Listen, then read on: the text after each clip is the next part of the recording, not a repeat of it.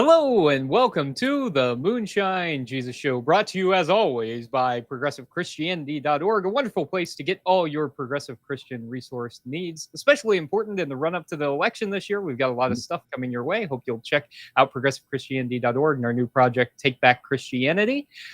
We hope you will follow them on social media and, of course, subscribe to the Moonshine Jesus Show wherever you get your podcasts. Today, we're talking about Batman Caped Crusader, and I am joined, as always, by Mark Sandlin. How you doing today, Mark? I am doing great. Talking about one of both of our favorite superheroes, Batman, today. It should be fun and exciting.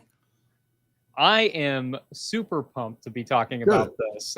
Batman Caped Crusader, a new animated series, and it is relatively new. So if you haven't watched, you do need to know that there will be some spoilers, but I don't think that's too big of a deal. I mean, by this time, most of us know the Batman lore, or if you don't, why on earth are you listening to this podcast? That's my real question. But before we get into this, Mark, we need a drink. Yes. Have you poured yourself a beverage to help you I have. Get the conversation started? Yes. One of my favorite moments in this animated series was when Batman finally called the butler Alfred. Yes. And so I am having Alfred's Manhattan, which is a fig-infused whiskey with sweet vermouth, cherry liqueur, some aromatic bitters, and a little bit of cherry for garnish. So it's that's a nice color. It is, and it smells amazing. How about you? What are you going with? So I found a drink called the Caped Crusader. Oh, nice. It has a little bit of bourbon in it, some sherry, and then a special syrup that's cranberry, rosemary, and orange. And so it gives kind of this nice red flavor or color. And I really like that because the original Batman, the animated series, had so much red on it. You know, they drew on dark paper and it had a lot of red. This one doesn't have as much red, and I kind of missed the red. So I brought my own red, the Caped Crusader. So cheers to you, Mark. Cheers, sir. Yeah, that's going to work out just fine. It's delicious. How about yours? Mine too. Mine too. Let's have another sip and come back after the drop. Moonshine Jesus.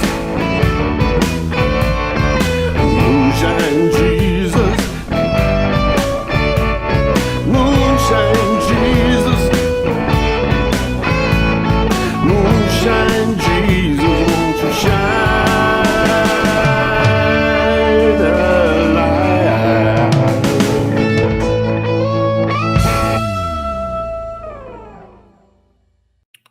Welcome to our Geek Out section of our show. We're going to spend just a little bit of time kind of letting our geek flags fly, talk about the animated series of Batman. It's not actually the animated series, but this is Caped Crusader. I'm not going to do a lot of introduction because everyone kind of knows Batman. There's not a big reason to go deep into that outside of saying that it is sort of almost kind of a reboot of Batman, the animated series. It's certainly gives a big tip of the hat towards it. So anyone who's familiar with that has an idea what's going on here. And I think some of the questions that I'm going to be asking will reveal a little bit more about what it is and how it might be different. But I want to start off with just the question that in general, I didn't really watch a lot of Batman, the animated series, but I know from our conversations that it was really an important series to you and you really got into it, right?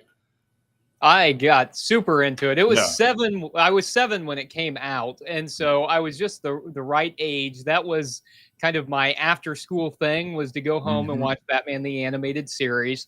And so I watched like all of them. Yeah. And not only did I watch all of them, but I have continued to watch all of them. So you know, the series was kind of broken up into two: the original Batman, the animated series, and then later the New Adventures of Batman and Robin, and they kind of became all one series. Later on, they put them together as canon. But yes, I've watched all of them. They stream now on Max. I've watched them all recently. So, like I said, this is sort of a reboot. You can almost call it that of the animated series. How did you, as a person who did watch them, how do you think this new one compares?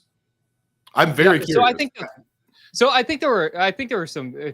I think definitely tonally it was very similar, and I Hmm. think kind of the way they approached characters was similar in a lot of respects. And Bruce Timm, the guy who was behind the animated series, was behind this one, and so it was I think tonally very similar. But I mean I think they had a different audience in mind. Hmm. So the animated series was for kids, and it was I think on Fox for kids, and so there were a lot of rules about how they could Sure. approach the characters. And for instance, whenever a character would fall, they had to make sure that there was water around or something like that. So Ah, they okay. had to show that the villains were safe. That Yeah. was one of the rules that they had to do. Well, this series is not for kids. It is for the people who were kids. Right. Yeah, it's for me. It's for people like me, I think, who really love the series, and so Yeah. able to be a little more adult, I think. And so I thought tonally it was consistent, and the changes I think were changes that helped it to be relevant and a little more realistic for folks who are watching this now as adults who fell in love with the series when we were kids. Yeah. Well, what about the animation is very similar as well to the animated series. Did did you like that they kind of continued on with a lot of the style of animation? Or would you have preferred like a more, I don't know, updated style that takes advantage of modern technology and stuff? Because it did feel like a very dated kind of animation. Yes, and in line with the animation, I thought it was really interesting that it in the animated series, they made the decision to not animate in the same way that things are typically animated on white paper, but instead was on dark paper to give it the dark thing. Yeah. And so I think that gave it a whole different feel. The the interesting thing I think that is also different now from the '90s is that in the '90s they kind of chose this Art Deco style and kind of retro futuristic animation, so Mhm. that it kind of felt like it was in the '30s and '40s, but was clearly in the '90s. I think one decision that they had to make with this one was to more intentionally put it in the past Yeah. because of the technological advances that have happened in the past Yeah. 30 years. So like there's no back computer or anything, for instance, and I think that's important. That Yeah. was an important decision, and yeah, I think that probably it was the right one. Uh, Okay. All right. how did you feel about I that? wasn't sure as a person who Yeah, wasn't very versed yeah, in the animated series. I don't know. There were moments where I kind of felt like I was watching childish animation and wanted to have a yeah, little more yeah, advanced kind yes, way of viewing it and seeing it interact yeah, with itself and everything. But yeah, there was something about the fact that this was supposed to be a throwback, that this was supposed to be more film noir kind of feel to it, that I can see that more simplistic style of animation really kind of played into that and emphasized it in a good way. So I was and probably okay with it. maybe it's just a nostalgia factor too, That's could be. for Yeah. me. That maybe it's watching it animated in a similar way to the way Yeah. that I Yeah. watched it as a kid. Maybe it's the nostalgia factor playing in for me that I enjoyed seeing a very similar animation style. It was kind of like Right. reliving that for me a Fair little enough. bit. Fair enough. So most of this season, season one, we know we're going to get a season two. Mhm. Most of season one was sort of a villain of the week format, much like in Yeah, my mind, like the live action TV series sure. of the '60s. Did you like the villain of the week format? And do you think that in season two, do you think they're going to keep that format? So I liked it because I think that in general almost all of the shows that we watch now, and we've talked about this a variety of times, that you really have to keep up with the entire series, and Mhm. it's keeping track of a single storyline. I kind of like things that are a little more serialized sometimes, and so I liked in this one that we both got a villain of the week, but we also got some character arcs. Like we saw Harley Quinn develop over the Mhm. course of the first season. We saw Harvey Dent develop into Two-Face over the course of the first season. I thought that was a lot of fun Yeah. to see. But I enjoyed getting a different villain, because for me that was one of the joys of watching it growing up, is Yeah. like you turn on the TV and you get to see who the villain's going to be that day, and Right. who the character. And so I liked, I mean, obviously it's different, you know, I'm watching it Yeah. as an adult, I'm streaming the whole thing, but I liked the villain of the week style. What did you think Yeah. about I have mixed emotions about it. I it? Sure. liked that we Yeah. got to see so many of the Batman villains. I enjoyed Mhm. that. I enjoyed Yeah. figuring out, seeing how quickly I would figure out what the villain this week's going to be based on what Yeah. they were doing. But I have to say, I found myself enjoying the show the most when they were doing the things you were talking about with Harley Quinn and Harvey Dent. Mhm. Like, I loved those story arcs and being able to follow those through and watch them develop. And Harvey Dent really was, you know, an engaging and interesting bad guy, maybe more so than some of the others, because you did Yeah. see that story arc. So you had more investment in what the character was doing. I'll be honest, I Yeah. felt like some of the characters with the villain of Yeah. the week kind of format, we lost great villains way too quickly because of it. I Yeah. didn't love that Mm. part of it. Yeah. And I do sort of hope that they'll do more long story arcs in season 2. We know Mm. we're getting Mm. ready to get the Joker. There's no way they're going to kill Yeah. the Joker off that fast. So Right. I'm hoping maybe at the very least, maybe we get a season 2 where the entire story arc is a Joker story arc, but we still get moments of other villains popping in. That's where I'm kind of hoping we end up. We'll see though. You know, that was really interesting too, and a difference from the animated series is that, like, okay, at the end of the season, spoiler alert, we see Two-Face die. Well, that was Yeah. something that never happened in the animated Yeah. series. That they kept all the villains around. The whole rogues gallery was always there to draw upon, and Yeah. so that's something very different too. You know, Diedrich Bader, I think, who played Two-Face. I think that was a fun homage too. I mean, not only was he, I think, did a great job, but He since did. he played Batman in Batman: The Brave and the Bold, I thought it was kind Yeah. of fun to have him Have him involved do in that that. series too. Completely Yeah. agree. Well, Yeah. while we're talking about villains, do you have a favorite villain so far? Whether they're still alive or not?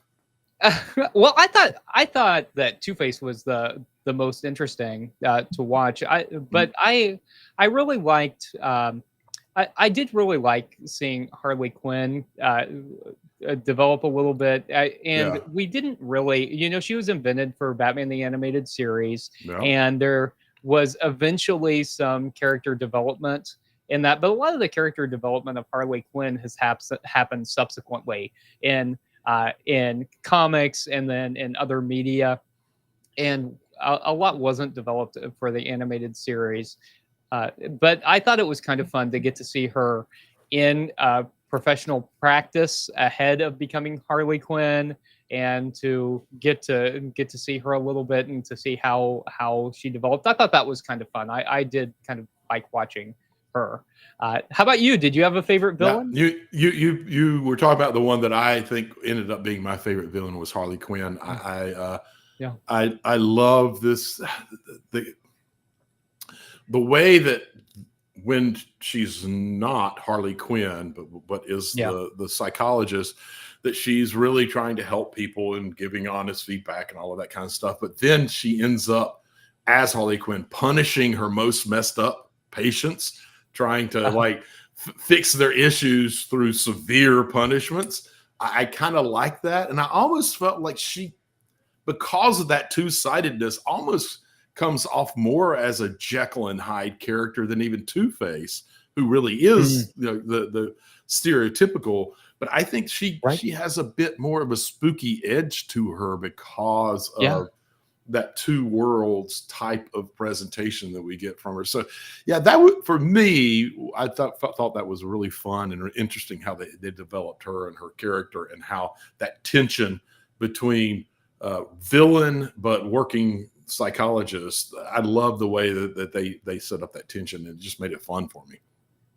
You know, it also, I think, it gave her character a little bit more depth. It was always Hmm. kind of kind of confusing how all of a sudden she went Right. with the Joker, and this gives us a little more context for maybe why that might have been. And Yeah. I True. think that was a lot of fun to see. For sure. Well, you mentioned this sort of a little bit earlier. This time around, Yeah. Batman doesn't really rely so much on gadgets. It's early enough Yeah. that there are a lot of the tech that he would have been using in the modern stories weren't really around. He really kind of relies on brute strength, fighting technique, and detective work. Did you like that take on Batman? Because it's certainly somewhat different from what we're used to. I think that they were really leaning into the Batman as detective, and that's not too surprising since Matt Reeves is doing this and is in charge of, the Batman, the new Batman, Mhm. kind of Elseworlds Yeah. series that we've got. And so I think I think it was smart, and I think it also kind of kept it feeling a little more timeless. And I think that that's important. When you lean into the gadgets, you date it pretty quickly. And I do think that that's one of the things that has made Batman the Animated Series hold up so well, is that they Mm. intentionally tried to keep it feeling a little bit out of time, because there have been a number of Batman series that certainly feel like a part of their time. And Right. so I kind of liked leaning into this, to his detective role, world's greatest detective, and I thought that was kind of fun and a different take that kept it interesting, and certainly that was a part of Batman the Animated Series as well. Yeah. So I liked it. How about you? What'd you But think? well, I'm kind of down the middle on this one as well. Like, Yeah, it's the same problem that I have with most superheroes, uh, Yeah. superheroes in general, that we see too much solving problems with violence. And Mm, because he mhm, doesn't have his mhm. gadgets to catch people or whatever, we see a little more of the violent kind of solving of Yeah, problems. Not a big fan of that. However, leaning into the detective work, I really love. It's one of the elements of Batman that has always been my favorite part. That yeah, you just continually feel like we're getting further and further away from the fact that that was sort of who Batman was. It was as much detective as superhero. yeah. And I really appreciate that we were leaning quite a bit into that. And I would like to, honestly, I'd just like to see more of it from any Mm. Batman series, movie, anything. I'd love to see more of that. Listen, I got 3 or 4 more questions. 2 of them I really was wanting to get to. We've already run out of time in this segment. So we need to get on to the more important work to talk about the theological and political underpinnings of what we saw here. So let's take a quick drop and come back on the other side to our Theo Politico segment.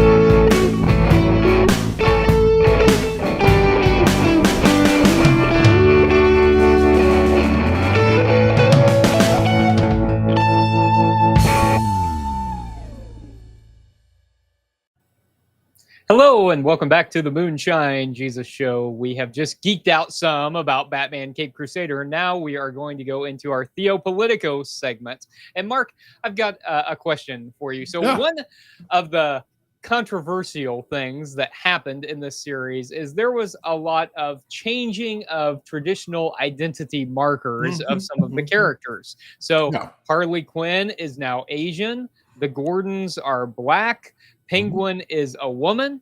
And I'm curious, whenever we do this kind of thing, does it help it to be more relevant? Is it a good idea, or is it better to keep the characters as they were originally? How do you feel about that? Oh, I think it's not just helps it be more relevant, but it definitely makes it better, and it makes it connect to what reality really is like. You know, a lot of these were created way back when white men always were in charge of everything and ran everything and always had to have the lead in the story to maintain their power and blah blah blah blah blah. I absolutely love that we're seeing the reimagining and better storytelling. It adds more diversity, which means we get more types of backgrounds and influence in the storyline and how people act and interact with each other. And it includes more people in being able to identify with what's going on in the particular property. So for me, I can't get enough of it. I always enjoy seeing the choices they make. I love the gender swap with Penguin in particular. Was a lot of fun and very interesting. And I'm a big fan. Bottom line, big fan. I'd like to see more of it. And I know that the trolls out there absolutely, particularly the more conservative white males, absolutely hate it, and they lose their minds every time it comes on. And I'm trying to not be happy when I see that, but it's a good thing. It's a good thing. I'm sorry that they can't deal with it so well. I just hope that there's not so much of it that we don't get to continue seeing this happen more and more with old properties that just featured old white men and white people in general. Yeah, I completely agree. I thought they did a great job of diversifying the whole cast in terms of not just animation style, but the actors who were playing them as well. I thought they did a fantastic job with that, and that they didn't just make, say, people of color the villains. Right. Exactly. That's another thing that often old trope that's always horrible. That's right. Yes, we're going to bring in people of color and they're going to be the villains. Right. And they didn't do that. They diversified the whole cast and changed a lot of characters. And I thought that was a very good decision and added a lot to the complexity. I think one thing that will be interesting to see is, since this is a series out of time, that you've got, say, the commissioner of the police force, a black man, while it appears to be in the 1940s. So it'll be interesting to see, like, if they still deal with issues of race, how that comes up. And I think it is important to do the hard work of that too, as much as you can, even in a cartoon. But like, I'm really worried they're not going to. I'm a little worried they're not going to too, but I think that's part of the problem is when you've got this additive, like it clearly appeared they've made a narrative decision basically to kind of place this in the 1940s, and you've got an unrealistic 1940s because that it wasn't possible. So I think that is a key to successfully diversifying is to show that, okay, we are in 2024, and in a lot of places, it still wouldn't be possible for a black man to be a commissioner, right? Or any number of these things. So I think they do need to struggle with that and not just take easy diversity either. Diversity for the sake of diversifying. And I think that's kind of a key to being authentic about the way that that's happening, is owning the places where that really is not able to happen. I do think they kind of did this in terms of misogyny. And so one place that we see some bigger roles is with Renee Montoya. So Montoya is a female police officer. She was invented for Batman the Animated Series, and she's back in Caped Crusader. But this time she has a bigger role because we have explicitly dirty cops in this one, something we also didn't see in the animated series. We've got dirty cops, and Montoya is in charge of a task force, and yet she is eventually removed from that task force, even though she is the one who is right, and misogyny. So here's my question, Mark. This fall, we're going to see a whole lot of misogyny. Yes, we are. Election. Yeah. How is it that we as people of faith can confront the misogyny? Maybe not just like in our society, but look, a lot of this misogyny is going to come from the church. How is it that we confront the misogyny in the church as well? Do you have an answer And to this? Well, I mean, obviously, it's a giant question. And one of the ways that we do confront it outside of the church is by first confronting it inside the church and making sure that all the glass ceilings that have been presented get broken, and that we actively promote women to roles that they had been excluded from. And then also make sure that our people recognize who they are and honor who they are in the spaces that they're leading from, and follow them as they're leading. We have to do more of that. We also, I think, need to be telling more of the stories of how important women were in the ministry of Jesus. That gets overlooked far too much, and it has historically been overlooked. And I'm sure that's partly because men are wanting to hold on to the power. So telling stories of powerful women or important women in ministry scares them. And we need to do a better job of identifying those folks. I mean, in the biblical text, the one time Jesus seems to learn something, he learns it from a woman from the outside. We need to be talking about those stories more and celebrating them, and celebrating the leadership and of women in those spaces. So that's one of the kind of places I think we've got to do internal work better so we can do external work better. Yeah, I completely agree. I think the church has been intentionally misogynistic, and we know from Christian history that the church actively repressed women, even though women had leadership in the early church. Yeah. And so I agree that that telling the stories and preachers making a point to preach on women, even white male preachers can do this too. In fact, maybe it's especially important that white male preachers do this and say, hey, look, here are the stories, here are the ways that this has that women have been oppressed. But then I think it's also important that as Christians, when we see people misusing Bible stories, that we call those people out too. 100%. Because I think that's going to happen a lot in the next few months, is that there are going to be a lot of Christians who are going to say, well, women can't lead, and they're going to be misquoting Paul, for instance. And I think it's on Christians to do their homework and to say things like, actually, those verses in 1 Corinthians that seem oppressive to women are actually later interpolations as the church. I think that kind of stuff is important to do 100%. So that people cannot use theology to oppress women. Okay, another interesting thing that we see here is a change in Barbara Gordon's character, not only to a Black woman, but from a librarian to a public defender. And this puts her a little bit at odds with her daddy, who is the police commissioner. And they have a different view of criminal justice. And so Commissioner Gordon, of course, thinks that criminals ought to be put in jail and punished. And Barbara Gordon says, we're more than the bad choices that we make. So, Mark, assuming that maybe we fall more in line with Barbara Gordon than we do with Commissioner Gordon. Fair assumption. Fair assumption. Okay. Then how is it then that we implement, and another giant question for you, a more just criminal justice system that gives people second chances, that helps people to recover from the bad choices that they've made, and then come out and lead more healthy and productive lives? I mean, the simple answer is that our criminal justice system needs to be more about reform than about punishment.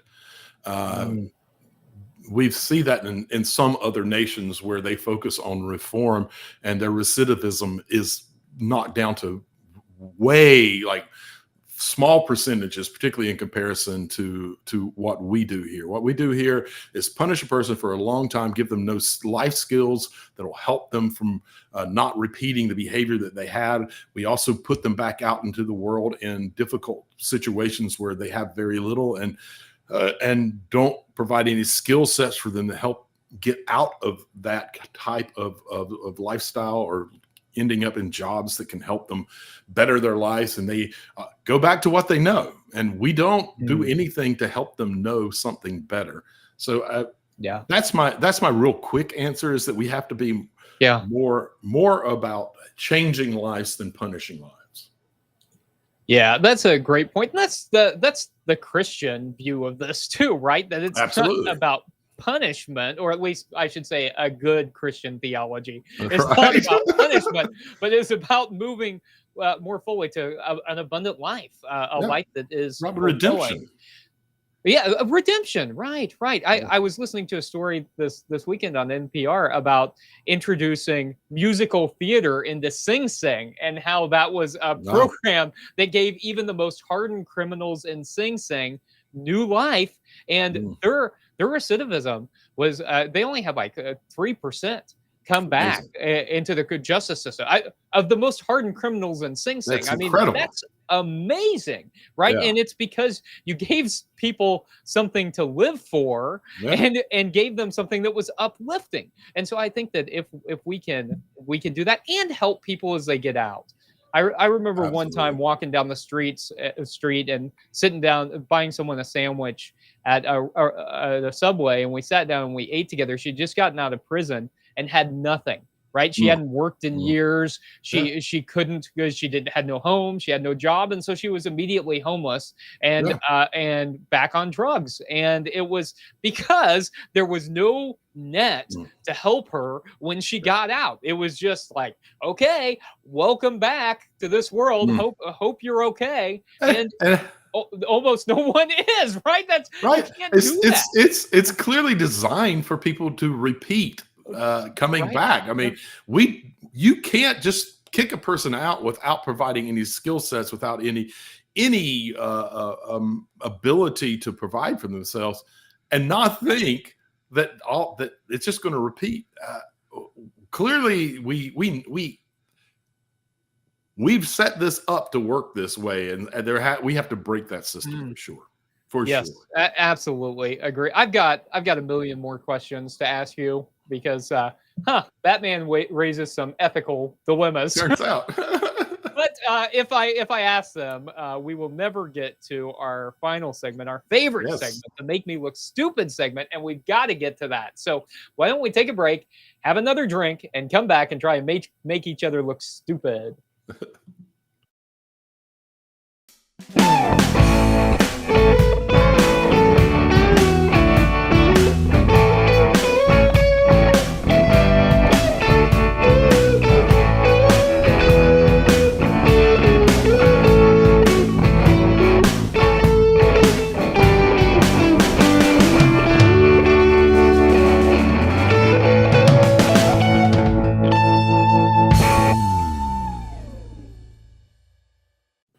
Welcome to our Make Me Look Stupid segment, where we work, strive, try our best to make our co-hosts look stupid, or get an answer to a question that we already feel stupid about.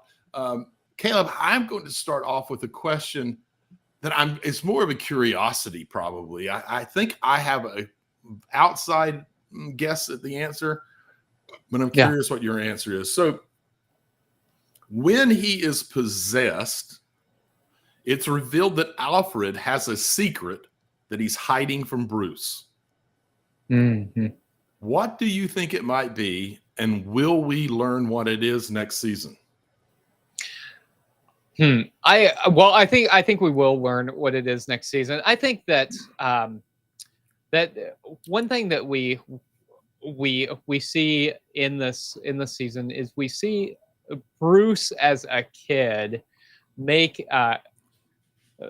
an intentional choice for vengeance after his parents died. So there's this powerful scene of him coming in, and you think he's going to crawl into bed with Alfred, and instead of crawling into bed with Alfred, he says, "You're going to help me get vengeance." But I think what we're going to discover is that Alfred had some knowledge, that just like in the Matt Reeves Batman, where we find out that there's some a little bit of collusion between the Wayne family and the mob. I think we're going to see the Court of Owls come out in season 2.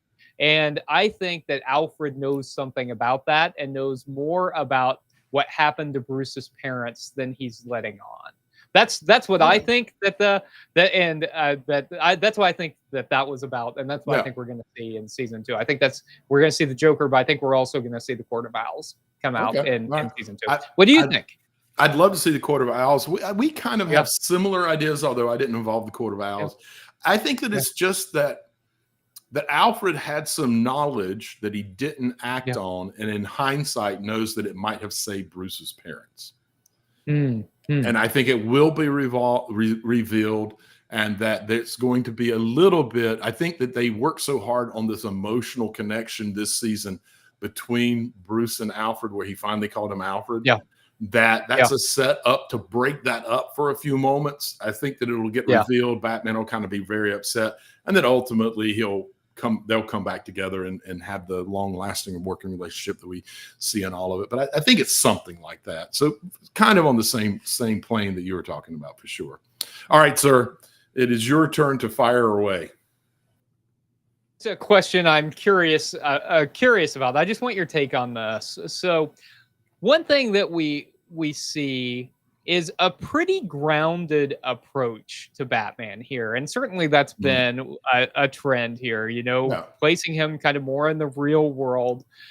Yet we also see some characters that we didn't really see in Batman the Animated Series, like, say, the Gentleman Ghost, that you were just talking about. And I'm curious, what did you think about the characters like the Gentleman Ghost, or the character who's dressed like Wednesday Addams, who's stealing people's life force?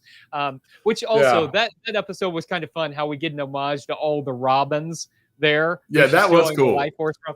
That was a lot of fun. So, what do you think about that take that kind of removes it from reality a little bit, or do you prefer it to stay in reality?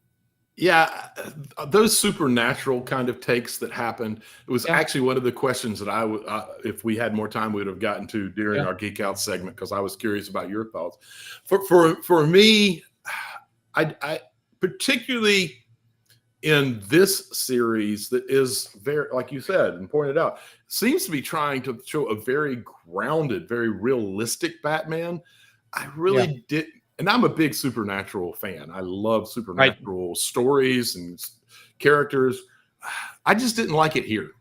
I felt like it pulled me out of being able to feel like this could be some kind of alternative universe where this is real and happening, and that Batman, that grounding that we were getting, it seemed like it kind of made that go weird and loose, and it felt off to me. So I didn't love it. I didn't love it. How about you? Yeah. I don't know how I felt about it, to be honest. That's really fair. There was less of that in Batman the Animated Series. There's still some. I mean, some of the characters just like, say, Clayface. I mean, well, that's kind of supernatural by definition, but kind of. But it's still grounded in some sort of reality. So I think the Gentleman Ghost and stuff maybe was better in like the Batman the Brave and the Bold, where it was intentionally over the top, and it made a lot of sense there. I didn't feel myself like dreading watching the episode, or like saying, oh well, I don't want to watch this because of that. But I do typically prefer a more grounded approach. If we're taking the grounded approach, let's take the grounded approach. So I kind of had mixed feelings about it. It didn't make me think less of the series, but it probably wasn't the choice I would have made if it were my decision. So fair enough. How you related to that, because that was something that certainly stood out to me. Yeah, and I guess going into each episode, I was willing to give it a chance. I almost wanted it to work. Yeah. Something about Batman in those episodes fell off to me, and I didn't like that. Yeah. And I'm guessing it's because he was supposed to be so grounded, and it's hard to be grounded when you're dealing with supernatural stuff. I don't know. Yeah. So, anyway, so listen, we need to have something to watch next week to talk about, and I have an idea. Let's see what you think about it, because while what I'm going to suggest started off very good, the first few movies, it kind of went weird and not so great for a while. Coming out this weekend is Aliens Romulus. And, the first two Aliens that was really good, right? They were fantastic. Yeah. It's kind of sci-fi horror, so kind of up our alley. But then we had, several movies after that. Let's just say they could have been better. They could have been better. That's a very generous reading of that, Mark. They could have been a little better, They were bad. They were. Some of They them really were were. bad. They really were. But I've seen the trailer. You've seen the trailer. Yeah. This seems I'm like it'd be down, worth man. trying. What do you think?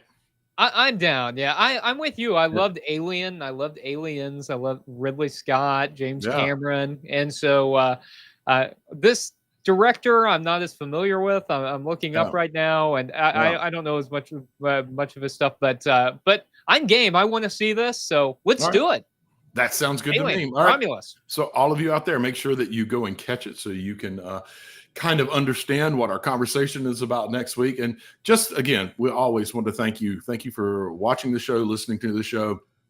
We get to do this because of all of you, and we're so thankful for it. And with that, I'm just going to say we'll see you the next time on the Moonshine Jesus Show. Moonshine Jesus.